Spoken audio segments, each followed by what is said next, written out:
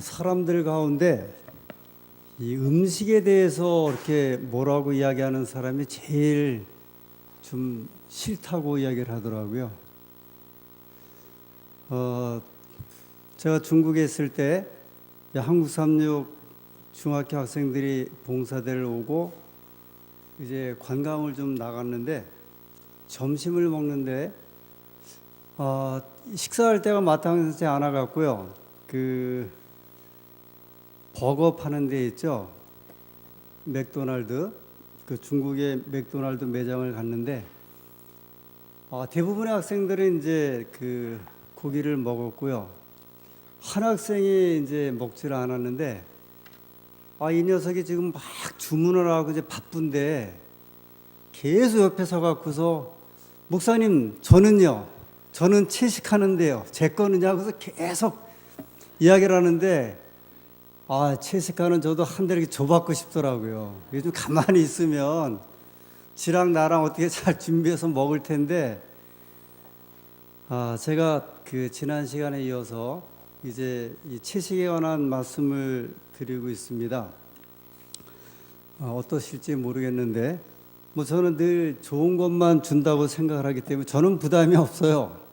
일단 우리가 빛을 받은 백성으로 또 빛에 의해서 사시면 좋을 것 같습니다.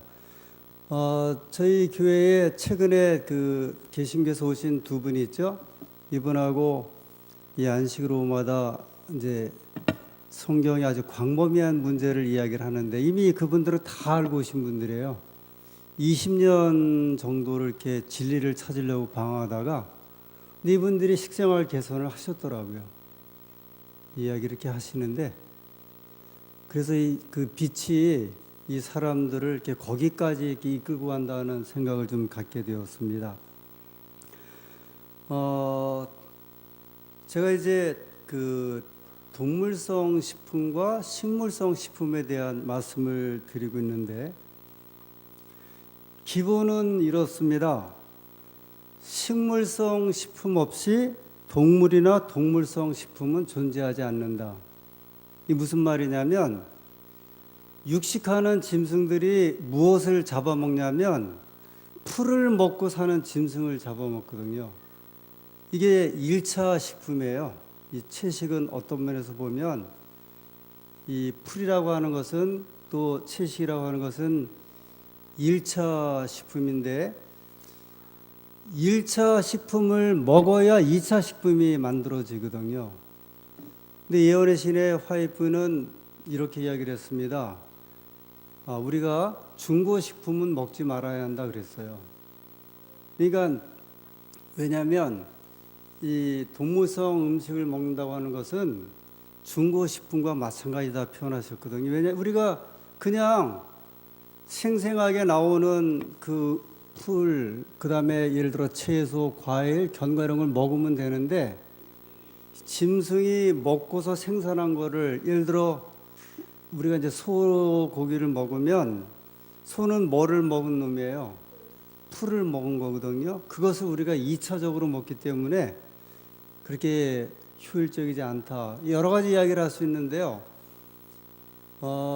소고기 1kg을 생산하려면 공유가 대략 10에서 12kg이 들어가요. 이거 엄청나잖아요. 그래서 이게 전 세계 기아 문제, 그 다음에 환경적인 문제 이런 걸 포함해서 그래서 예를 들면 미국이나 아르헨티나, 그 다음에 이제 호주 이런 데가 집단으로 이렇게 이제 사육을 많이 하는데 그 엄청난 옥수수 이런 것들이 다 이제 소한테 들어가니까 1kg의 단백질을 얻기 위해서 10kg 가까이 12kg의 또 다른 이제 단백질이 들어있는 콩이라든지 이런 식품이 이제 들어가게 되는 거죠. 이 채식에 대해서 가장 이제 흔하게 논의되는 것이 단백질 문제라고 그래요. 단백질. 이 단백질은 우리 신체 조직의 그 성장과 유지에 아주 밀접한 이제 우리 그 물질인데 사실 사람이 이렇게 크고 그다음에 체격이 생기고 그다음에 유지하고 이런 것들을 만드는 것은 단백질이거든요. 근데 이제 많은 경우에 동물성 단백질이 더 좋다 이렇게 인식을 좀 많이 하죠. 식물성보다. 근데 이제 영양을 공부하신 분들이나 이 의료 쪽 공부하신 분들 아시겠지만 그 단백질의 차이는 없어요. 동물성 단백질이나 식물성 단백질이나 차이가 없습니다. 그런데 이렇게 이제 채식을 강조하시는 분들은 오히려 식물성 단백질에게는 어떤 영향이 있냐면 이게 상호 보완 효과인데 예를 들어서 서플리멘테이션이라고 하는 효과인데요. 이 동물성 단백질의 한 종류를 먹는 것보다 식물성 단백질을 이렇게 여러 가지 섞어 먹으면 소위 시너지 효과가 일어난대요. 예를 들어 콩하고 팥하고 섞어서 우리가 밥을 해 먹는다든지 이런 식으로 섞어서 먹으면 동물성 단백질 하나 섭취하는 것보다 훨씬 더 좋은 그 단백질을 섭취할 수 있다 이렇게 이야기를 합니다. 근데 이제 동물성 단백질이 정말 우리 몸에 더 좋다. 그래서 꼭 먹어야 한다고 이렇게 이야기를 할 때, 이제 힘에 대한 문제, 그 다음에 영양에 대한 이런 이제 문제인데, 이 동물성 단백질을 많이 섭취하면 할수록 몸에 좋은 것보다는 이제 영향을 많이 주죠. 특별히 콩팥 쪽. 뭐 다른 것도 이제 영향을 많이 주지만, 일반적으로 이제 영양학자들이 이야기할 때 사람이 하루에 적정한 단백질 섭취량은 약 30g이에요. 근데 이미 한국 사람들은 90g이 넘어섰대요. 하루에. 그러니까 3배가 넘어선 거거든요. 그러니까 평균적으로 섭취할, 그러니까 제가 이제 이렇게 좀 또 먼저 말씀드리면 어떤 것을 이렇게 꼭 선택하십시오. 저거는 그러고 싶지 않고 이제 우리가 선택을 하셔야 되는 거예요. 우리가 어떤 것을 하는 것이 좋을지. 그런데 그러니까 우리나라 같은 경우는 이미 과다 섭취가 되죠. 벌써 3배 이상의 이제 단백질 과다 섭취가 되죠. 근데 식물성에서 이 단백질을 섭취해도 충분하죠. 이제 예를 들면 대두, 콩 종류, 견과, 그다음에 정제되지 않은 곡류, 그다음에 야채에도 이제 좀 들어 있고요. 일반적으로 우리가 곁들여 먹는 우유와 계란에도 이 단백질 식품이 이제 아주 적절하게 들어 있습니다. 만일 건강히 이 단백질 식품을 많이 먹는 사람 또는 민족이 우수하다고 하면 세계에서 제일 건강한 민족은 에스키모인들이 돼야 할 거예요. 에스키모인들은 평균 400g을 하루 먹는데요. 이 고기를. 근데 이제 이분들을 이렇게 조사해 보면 20살에서 25살에 아주 왕성한 이제 그 힘을 가져오고 그러다가 30세 중반이 되면 루마티스, 그 다음에 관절, 몸이 흔들리는 이제 질병을 가져와서 보통 에스키모인들의 평균 수명을 40에서 50대 이내로 잡고 있어요. 제가 중국에 있을 때 그 교우님들하고 내몽고를 이제 여러 번 갔습니다. 완전히 내몽고에서 이렇게 유목 생활하는 분들, 여름에는 나갔다가 가을 되면 이제 벌써 이미 들어왔는데, 근데 이분들 가면 다 뭐만 먹냐면 고기하고 거기서 만든 우유에서 만든 거하고 버터하고 그다음에 조 같은 거를 약간 이제 볶아서 그것만 먹어요. 근데 그 집에 저들이 종종 가는 집이 있는데 그 아버지가 50대 한 중반 정도 됐는데 얼굴이 피부가 한 70대 할아버지 같아요. 치아가 한 반 정도 빠진 것 같아요. 그냥 한번 생각해 보세요. 그분들은 그냥 육식이 주로 하는 분들이거든요. 그 내몽고 사람들은 이렇게 그 밭을 경작해서 이런 작물을 재배하는 걸 모릅니다. 다 이렇게 유목 생활만 하고 얻어서 먹는 사람, 이렇게 거기서 얻어지는 음식을 먹는데, 그래서 저는 이제 그분들 보면서 에스키모인들에 대한 좀 이해를 했어요. 그다음에 이렇게 피부 완전히 다 이렇게 노화가 이렇게, 물론 이제 햇빛이 아주 뜨거운 것도 있는데, 저희들이 한 3, 4시 머무르면, 그 저희가 갈 때는 미리 먹을 수 있는 야채나 과일을 다 사고 그 차로 들어가야 돼요. 여담입니다마는 그 제 친구 그 목사가 이제 다른 분들 통해서 거기를 왔는데 3박 4일 동안 고기약 이런 것만 먹고 다시 한국에 갔다가 한 달을 피똥을 싸갖고 엄청 고생을 했다 그러더라고요. 이게 이제 안 맞는 식생활을 이렇게 하다가 이런 이제 현상도 있고요. 그래서 이 단백질에 대한 이제 효율성을 볼 때는 영양학적으로 그러니까 식품성 단백질이 전혀 문제가 되지 않고, 이것은 또 상대적으로 고기를 구하지 못하는 지역에 사는 사람들의 굉장히 효율적인 방법이래요. 채식을 통해서 그 단백질을 얻는. 근데 그것도 이렇게 한 종류가 아니라 여러 종류를 섞어서 이렇게 음식을 먹을 때 이게 상호 아주 이렇게 보완되면서 더 충분한 이 영양을 가져다 준다고 이야기를 합니다. 이 채식의 큰 단점이 하나 있는데요. 동물의 왕국 보시면 사자는 한번 이렇게 짐승을 잡아먹으면 하루 종일이나 이틀이나 이렇게 누워서 빈들빈들 되죠. 근데 풀을 먹는 짐승들은요, 하루 종일 뜯어먹어요. 하루 종일. 이게 이제 그 사자의 놈들, 그러니까 고단백을 먹은 거고, 이 사슴이나 노르는 놈들은 풀만 뜯어 먹으니 그 영양가를 섭취를 계속. 제가 이 채식을 이렇게 하면서 이제 종종 겪는 건데, 식사를 제때 제대로 안 하면 허기가 많이 져요. 실제로. 근데 고기를 드셔보시면 든든하게 먹으면요, 아침에 아주 든든하게 먹으면 저녁까지도 갈 수 있거든요. 그 채식하실 때 식사 제대로 하셔야 돼요. 그 네 가지 그걸 잘 적절하게 쓰셔야지. 우리가 채식할 때 너무 제한적인 거를 이렇게 한쪽만 드시면은 영양 결핍 반드시 오죠. 그래서 과일, 견과, 그다음에 이 곡류, 콩종류, 그다음에 채소가, 이게 네 가지 식품이 적절하게 이렇게 영양이 공급이 돼야 돼요.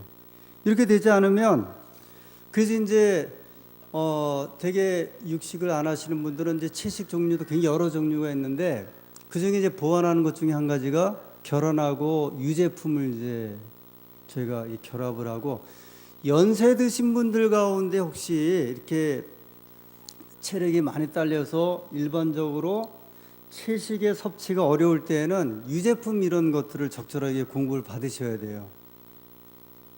그러니까 그 식사를 못 하시는 분들 있잖아요. 아예 왜냐면 식욕이 다 떨어져 갖고, 그럴 때는 이 적절하게 그것을 사용을 하셔야 돼요. 그래서 그 영양을 공급을 좀 해주셔야 돼요. 이제 채식이면 어떤 채식을 해야 하는가, 또 무엇을 먹어야 하는가, 또 어떤 게 좋은가. 한때 우리나라에 파프리카 유행했죠. 그 다음에 감자 생즙이 좋다 그래서 감자, 마늘, 산수유, 석류.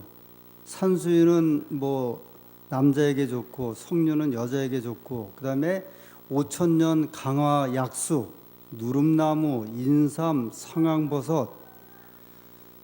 그 다음에 이제 슈퍼푸드 12가지가 있는데요. 이건 묻지도 말고 먹어야 하는 이제 음식인데, 12가지 가운데 연어 한 가지 빼놓고는 다 이 식물 종류들이에요. 토마토, 시금치, 오렌지, 브로콜리, 차, 호두, 블루베리, 콩, 대두, 귀리, 호박. 제가 왜 이걸 일일이 열거해 드렸냐면, 요새 이제 우리나라의 그 무슨 과일들, 뭐 저 남미에서 나온 기가 막힌 또 원주민이 먹는 과일이다 뭐 하죠. 결국 이 무슨 이야기냐면, 하나님이 만드신 우리가 먹을 수 있는 이런 야채나 과일은 다 좋다는 거예요. 보세요. 내년에 또 뭐 좋다고 이제 영양학자들이 막 또 소개하죠. 결국 보면 다 좋은 거예요. 하나님께서 먹도록 하신 거는, 이 예를 들어 채소라든지, 채소 종류가 제가 말씀드린 거는 그게 그 독이 있는 것 또는 어떤 게 우리에게 좋지 않은 성분이 있는 걸 제외하고는 일단은 다 좋다는 거예요. 과일 다 좋다는 거예요. 곡류, 다 좋다는 거고요. 견과 다 좋다는 겁니다. 근데 이걸 제가 한 이야기가 아니에요. 이미 하나님 창세기 1장 29절에 하나님이 가라사대 내가 온 지면에 씨 맺는 모든 채소와 씨 가진 열매 맺는 모든 나무를 주느니 그랬어요. 하나님께서 우리에게 주신, 그래서 이제 이 식사법, 특별히 저에게 주어진 이 식사법을 보면 무엇이 좋다고 하면 그걸 확 쏠리는 경향이 있는데 전혀 그러실 필요가 없는, 이미 다 슈퍼푸드야. 다 기가 막힌 음식들이거든요. 하나님께서 허락하신 것들은 앞으로 이제 그 효능들이 계속 나올 거예요. 그래서 농사짓는분들이 계속 따라가느라고 바쁘고 선전되는데 제가 그걸 볼 때마다 하나님께서 우리에게 허락하신 음식들은 정말 다 좋다. 그래서 앞으로 기대가 될 만하죠. 근데 이미 창세기 1장 29절에 말씀하시기를 사람에게 이 음식을 허락하실 때 씨 맺는 모든 채소. 왜 그러냐면 누가 만드셨기 때문에 그러세요? 하나님께서 만드셨기 때문에 그런 거예요. 씨 맺는 모든, 씨 가진 열매 맺는 모든 나무를. 그래서 저희는 참 좋은 시대에 살아서 저희가 종종 이야기하지만 저희 어릴 때 바나나를 한 번 먹으려면 제 기억에 1년에 한 번인가 두 번인 것 같고요.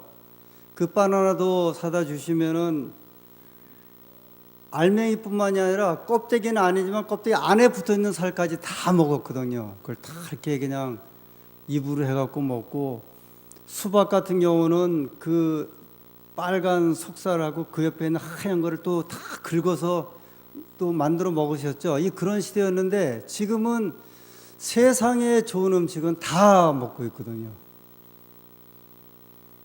과거 30년, 40, 50년 전에 그때 시대보다도, 그러니까 저희들이 예를 들어 채식을 하는 데 있어서 음식의 부족이나 연약함을 인해서 먹을 게 없다는 시대는 아닌 것 같아요. 충분히 그 이제 제안을 드리는데, 제가 이제 채식에 관해서 말씀을 드리면서 몸에 문제가 있으신 분들은 분명히 식사법을 바꾸셔야 돼요. 그렇죠. 분명히 개인적으로 가지고 있는 질병들이 있어요. 그러면 하나님께서 알려주신 방법으로 빨리 옮기시는 게 우리에게 도움이 돼요. 그렇지 않습니까? 지금 분명히 이제 제가 종종 이야기하지만 이제 다음 주에도 이제 그 내용을 좀 보여드리긴 할 텐데, 이제는 병원에서 환자분들에게 이제 채식을 주로 하세요. 그 다음에 물 드세요. 운동하세요. 음식을 너무 고지방, 고단백 음식을 드시지 마세요. 이거는 이미 아주 상례가 됐어요. 그러면 의사 가운데 제일 인기 있는 의사들이 뭐냐면 예방의학 의사들인 것 같아. 이 지금 이렇게 채널에 나와서 이렇게 소개하는 분들을 보면요, 이분들이 아주 인기가 짱이에요. 왜냐하면 모든 질병의 그 해결점을 갖다가 이분들이 다 그걸 좀 보고 있거든요. 제가 좀 자료를 찾고 있는데 그게 뭐냐면 우리나라 전북대학교의 의과대학에서는 이 식생활 개선 의과대학 교수를 중심으로 생활습관 학회가 생겼더라고요. 생활습관 학회가 뭐예요? 생활습관이라는 게 뭐예요? 우리가 말하는 이 생활습관에 관한 거거든요. 그러니까 의사들이, 근데 그분들의 교재가 뭐냐면 미국에서 발행되는 채식과 관련된 교재예요. 그 식생활에 관한 거. 그러니까 뉴스타트에 관한 이야기거든요. 그러니까 분명히 하나님께서 150여 년 전에 하나님께서 빛을 통해서 주신 기별이고, 그것이 오늘 이 시대에도 저들에게 적절하게 아주 탁월하죠. 아주 탁월한 기별을 주셨기 때문에 우리 교우님들이 그 면을 이렇게 잘 이렇게 보셔서 어떤 것이 나에게 가장 좋은 것인지, 그 다음에 어떤 것이 나를 건강하게 하고 또 우리의 생활을 이끌고 가는지를 이제 한번 지혜롭게 살펴보실 필요가 있어요. 이 면에 있어서 아주 선구적인 기별로 주신 것은 이 건강에 관한 이제 기별입니다. 이 창세기 1장 29절은 정말 이게 그 대단한 이제 말씀이라고 하는 사실을 제가 이 한교에서 목회할 때 경험하게 되었는데, 저는 영등포교회에서 목회를 했고요. 그때 90한 6, 7년도, 7, 8년 아마 그때였을 거예요. 대방교회에 그 지금 여기 다문화센터에 있는 이제 김영수 목사님 목회할 때 저희가 한 번은 이 최차순 원장을 모시고 10일 요양원을 교회에서 했어요. 교회에서 환자분들을 이제 모시고 강좌를 하는데 저 잠실 교회 나가는 한 여집사님이 이 최 집사님이 이렇게 저희 지역에서 이 건강 강연을 한다는 소식을 듣고 자기 사촌 오빠가 이제 생각이 났어요. 사촌 오빠가 대장암 말기였습니다. 그런데 이 사촌 오빠가 아버지가 의학 박사예요. 자기 형과 동생도 의학 박사예요. 자기도 의학 박사예요. 그러니까 완전히 온 집안이 의사 집안이에요. 그것도 아예 그냥 박사 집안입니다. 근데 이제 이동 요양원을 한다는 말을 듣고 이 집사님이 자기 사촌 오빠를 찾아가서 이렇게 보니까 약은 이제 해롭다고 안 먹고 있더래요. 안 먹고 그다음에 뜨거운 아랫목에 이제 배를 이렇게 막 지지고 있더랍니다. 왜냐하면 이제 암이 열에 약하니까 우리 보통 이게 수치료하잖아요. 그래서 이 의사도 그건 또 들어갔고 자기가 엎드려 갖고서요 막 이렇게 지지고 있더랍니다. 근데 이분이 먹는 음식이 아주 고기화하고 다 육식이에요. 이분은 어려서부터 단백질을 먹어야 고기를 먹어야 아주 건강하다 그래갖고 아예 입에서 달고 살았는데 이 장모님하고 같이 살았는데 장모님이 이제 암으로 돌아가시고 부인이 중풍으로 입이 돌아갔어요. 자기는 이제 대장암 말기예요. 이거 굉장히 이 가족력이라는데 가족력 아니에요. 식습관력이에요. 식습관력. 제가 이런 이제 가족을 일산에서 목회할 때도 봤는데 저 부산에서 올라오신 분들인데 이 정육점을 하는 분들이었는데요. 엄마, 딸, 아들이 다 암이었어요. 야, 그걸 엄마가 그냥 막 몸이 좀 좋아져 갖고 그 두 딸하고 그 아들을 갖다가 이제 그 일산에 암센터 있잖아요. 거기서 그걸 하는데 이거 틀림없이 이건 가족 유전은 아니고요. 어떤 현상이냐면 식습관에 관한 아주 절대적인 문제들이거든요. 그래서 이 사촌 오빠를 보고 집사님이 오빠 이렇게 식사하는 게 이게 뭐냐고 그러면서 우리 교회에서 건강 아주 세미나하고 저 하동에서 요양원 하는 집사님이 오시는데 좀 가겠느냐 그랬더니 가겠냐가 무슨 말이냐 내가 즉시 가겠다 이제 그래갖고요. 첫날 조금 이렇게 늦게 도착을 했는데 그 대방교회가 이렇게 지하에 있어요. 이 계단을 타고 이렇게 이제 평지에서 내려와서 교회로 들어가는데 이분의 이름이 김요한이에요. 의사가. 이 김요한이라는 의사가 이 피부과 의사였을 거예요 아마. 그 김요한이라는 의사가 이제 좀 늦게 와갖고 이미 시작했는데 이렇게 계단을 타고 이렇게 내려오는데 저 그 교회 안에서 성경 말씀이 읽는 소리가 들리는데 강사가 여자분이 하나님이 가라사대 내가 온 지면에 씨 맺는 모든 채소와 씨 가진 열매 맺는 모든 나무를 너에게 식물로 주노니 너희가 너희 식물이 되리라. 너에게 주노니 식물이. 이 말을 듣는데 이 김요한 의사가 나 살았다 그랬대요. 이상하죠? 무슨 본 강의는 전혀 이야기도 안 했고요. 어떻게 치료하고 어떻게 해야 되는지 전혀 말을 안 하고 이 최사준 집사가 늘 첫날 집회할 때 이 성경 말씀 창세기 1장 29절 읽거든요. 글을 읽는 거를 듣고서 이분이 내려오면서 나는 살았다 그랬대요. 그 10일 동안 열심히 참석하고 이제 상담을 제일 먼저 이제 하게 됐는데 이런 이제 처방을 받았답니다. 일주일 동안 다른 거 일체 먹지 말고 이제 과일 식사만 하십시오. 근데 김여원 의사가 뭐라고 간증하냐면 최차순 집사님이 군대 사령관이 쫄병한테 명령하듯이 하더래요. 아주 무섭게 당신 살려면 아무것도 먹지 말고 이 숟가루하고 그다음에 이거 하고 그다음에 과일 식사만 하라고. 이 말을 이제 그대로 듣고요. 일주일 동안 이제 이게 소위 이제 과일 금식인데요. 신기하게도 배가 아프던 게 이렇게 이제 멈추고 고기와 이런 계란 같은 이런 유제품 이런 같은 먹고 싶은 게 갑자기 끊어버려지고 흰쌀밥을 그렇게 이게 당연하잖아요. 고기하고는 흰쌀밥이에요. 피자하고는 콜라 이게 붙게 돼 있어요. 이 원래 이렇게 붙게 돼 있는 우리 채식한 음식하고 숭늉하고는 맞는 거예요. 아니 밥 먹고서 콜라 마시진 않잖아. 이게 식사법이 이렇게 딱 맞게 이게 흰쌀밥에는 그게 정제된 데에는 그게 따라 붙게 돼 있거든요. 술 마시면 담배 피고 이게 딱 이렇게 붙게 돼 있거든요. 근데 이게 붙는 음식을 이분이 이제 끊은 거예요. 자기 입에 붙어지는 거를 이제 끊어지더래요. 그다음에 현미밥을 이제 채소와 함께 이렇게 조금씩 먹기 시작을 했는데 여러 달 후에 검사를 했는데 이분이 대장암 말기였거든요. 근데 완치가 된 거예요.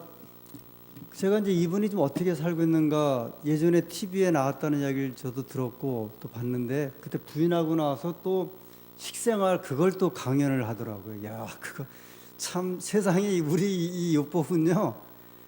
근데 제가 전에도 오늘 저녁에도 인터넷 검색을 2003년도에 KBS에 부인하고 나와서 이렇게 식생활 암에서 나음을 고침받은 의사 김요한 의사 그래갖고서 자기 경험하고 어떤 것을 어떤 채식을 해야 좋은지를 갖다가 강연하는 게 이제 KBS에서 방송된 게 나오더라고요. 이 환자가 약속의 허락을 받은 것은 하나님의 말씀이었어요. 하나님의 말씀. 이게 얼마나 평범한 말씀이에요. 아주 지극히 평범한 말씀이고 아주 단순한 말씀인데 하나님께서 우리에게 주신 이 약속의 기별이 아주 분명히 있습니다. 마태복음 6장 25절에 그러므로 내가 너에게 이르노니 목숨을 위하여 무엇을 먹을까 무엇을 마실까 몸을 위하여 무엇을 입을까 염려하지 말라. 예수님께서 이제 그 성경에 보면 이 음식과 관련된 이야기가 몇 가지 나오죠. 하와가 타락했던 이유 중에 한 가지가 이 선악과 이게 음식이잖아요. 과일과 관련된 것이었고요. 예수님께서 40일 동안 금식하고 나서 광야에서 그가 제일 먼저 그 얻게 된 이제 유혹이 이 돌덩이가 이제 떡덩이가 되게 하라 그 유혹이었는데 저희 교회 성경 주석에 보면 이 내용을 상당히 깊게 이렇게 주석을 했어요. 이게 오늘날 하나님의 백성들에게 이 떡덩이가 뭐냐 우리에게 주어지는 그래서 저는 이제 이렇게 제안하고 싶어요. 일단 레위기서 11장에 그만 그런 음식은 절대 드시면 안 돼요. 그 고기 가운데 레위기서 이제 예를 들어 되새김질하고 굽에 갈라진 그 짐승은 고기를 먹더라도 그 아닌 것들은 드시면 안 돼요.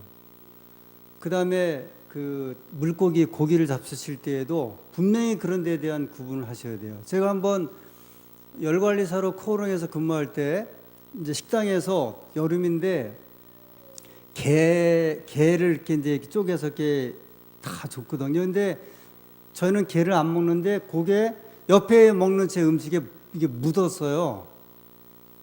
그런데 그날 그 점심 먹은 사람들이 다 식중독 일으켰는데 저도 식중독이 나오더라고요. 잠깐 묻었는데도요. 야, 이게 그런 영향들을 이렇게 아주 쉽게 준다는 것을 우리 이야기 많이 하지만 여름에 잔치집에서 같은 고기를 할지라도 탈나는 고기는 무슨 고기예요? 돼지고기잖아요. 소고기에 비해서요. 그 부패와 이게 훨씬 빠른 이런 것들을 이제 보여주고 있거든요. 이제 제가 앞으로 이제 계속 이렇게 좀 말씀을 드리게 되는데 우리 그 교우님들이 취사 선택을 이렇게 좀 잘 하세요. 처음에 말씀드린 대로 내가 몸이 계속 안 좋다 그러면 빨리 거서요. 돌이키는 것을 한번 생각하셔야 돼요. 내가 운동이 부족한가? 저기 저희 집사람이 한번 산에 갔다 오다 이렇게 미끄러지면서 팔에 이제 금이 갔는데 병원 가니까 간호사가 햇빛을 많이 쬐세요 그러더라고요. 그 말 듣고요. 좀 창피하기도 하고, 햇빛 많이 쬐라는 건 누가 가르치는 거예요? 이 뼈에 이제 뼈를 이렇게 생성하는 게, 비타민 D를 생성하는 게 햇빛에서 오는데, 이게 그 말 듣고서 이렇게 한번 탁 치는 느낌을 좀 받은 거예요. 저희들이 이렇게 좀 그동안 무심하게 지냈던 것들이 많이 있는데, 그래서 내 몸의 상태를 보고 분명히 이제 우리가 선택할 이 식생활법이 있고 생활 습관이 있어요. 이거는요, 건강기별은 무엇을 먹느냐 마느냐는 그 차원이 아니에요. 아주 이 생활 습관에 관한 굉장히 폭넓은 스펙트럼을 갖고 있어요. 이게 엄청난 건강제 기별이에요. 이거 정말 제가 이렇게 얘기할 때 이게 단순한 얘기였지만 이거는요, 150년 동안에 수많은 사람들을 살리고 희망을 주었던 건강에 대한 기별들이거든요. 근데 많은 사람들이 인식을 못해요. 아무리 이야기를 해도요, 이야기를 하고 의사가 말해도 식생활의 습관이 안 됐기 때문에 사람들은 많은 경우가 이제 재발하고 이렇게 고생하는 이유는 여기에 대한 어떤 신앙적인 이해, 이게 사실은 신앙적인 이해가 굉장히 뒷받침이 돼야 되는 건강기별이거든요. 그 다음에 이에 따른 생활적인 우리의 습관들, 이런 것들이, 제가 이게 여담입니다만은 제가 새벽 기도 시작했는데 하기 전에 제가 굉장히 고민한 게, 이러다가 쓰러지면 어떨까 그랬어요. 할 일이 많은데, 근데 일찍 자니까요, 9시는 저희는 자야 되거든요. 그러니까 훨씬 더 건강해지는 것 같아요. 처음에 한 3, 4일 고생했는데요, 이게 한 10일째 넘어갔는데 정말 건강해지는 것 같아요. 그러니까 지금 제가 이제 이렇게 방문하고 여러 집사 이야기 들어보면 보통 12시, 1시에 자는 집사님들이 태반이더라고요. 이거 지금 우리를 아시는 대로 야간 근무하는 분들이 굉장히 고생하잖아요.